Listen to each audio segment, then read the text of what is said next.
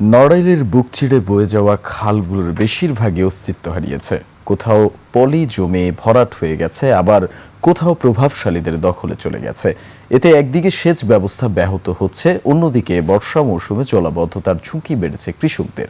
নড়াইল প্রতিনিধি শুভ সরকারের তথ্য ও ভিডিওতে ডেস্ক রিপোর্ট। নড়াইল জেলার মধ্য দিয়ে প্রবাহিত হয়েছে মধুমতি, নবগঙ্গা, চিত্রা, ভৈরব, কাজলা সহ 9টি নদী। এসব নদীর সঙ্গে সংযোগ রেখে প্রায় 200 খাল প্রবাহিত ছিল। আর এসব খালকে কেন্দ্র করেছিল ছোট বড় 57টি বিল। সময়ের সঙ্গে সঙ্গে আজ অনেক খালই ভরাট ও দখলের কারণে হারিয়ে গেছে।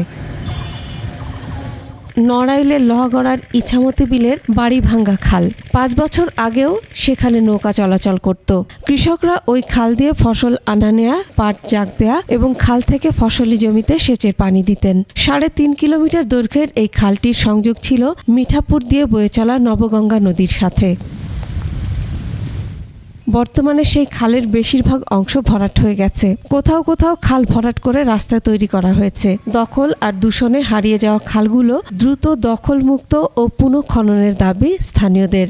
খালটা বুঝে গেছে, জঙ্গল এবং মাটিতে ভরাট হয়ে গেছে, যার জন্যতে আমাদের পানি ঠিকমতো আসে না। আর এখন হচ্ছে পানিটা যখন বৃষ্টি হয় পানিটা আটকে যায়, দেখা যাচ্ছে যে ওইটা আর পানিটা নিষ্কাশন হচ্ছে না। অনেক সময় ফসলে পানিও দিতে সুবিধা হয়, হ্যাঁ, খরচ কমায়, সালতে খরচ বেশি হয়ে যায়। এই খাল কাটার পরে দুই পাশে আমাদের দখলদার মুক্ত রাখতে হবে এবং যাতে জলাবদ্ধতা ঠিক থাকে, যাতে এই জলটা সচল থাকে এবং জল আসা যাওয়া করতে পারে, সেদিকে খেয়াল রাখতে হবে। এই টাকাটা সরকার যে বড় অংশ একটা টাকা ব্যয় করছে খাল খননের জন্য, সেটি আসলে পর্যাপ্ত পরিমাণে যাচ্ছে কিনা এটা মনিটরিং এর দাবি জানাচ্ছি সরকারের নিকট। পাউবো জানায় খাল পুনঃখননের জন্য দফতরে প্রস্তাব পাঠানো হয়েছে। খাল উচ্ছেদে প্রশাসনিক ব্যবস্থা নেওয়া হবে। অবৈধ স্থাপনাগুলোর কারণে আমাদের খাল খননে প্রায় বাধা পেতে হয়। তো এই বিষয়ে আমরা অবৈধ স্থাপনা উচ্ছেদের জন্য ইতিমধ্যে জেলা প্রশাসকের দপ্তরে আমরা পত্র প্রেরণ করেছি এবং লিস্টে পাঠিয়েছি।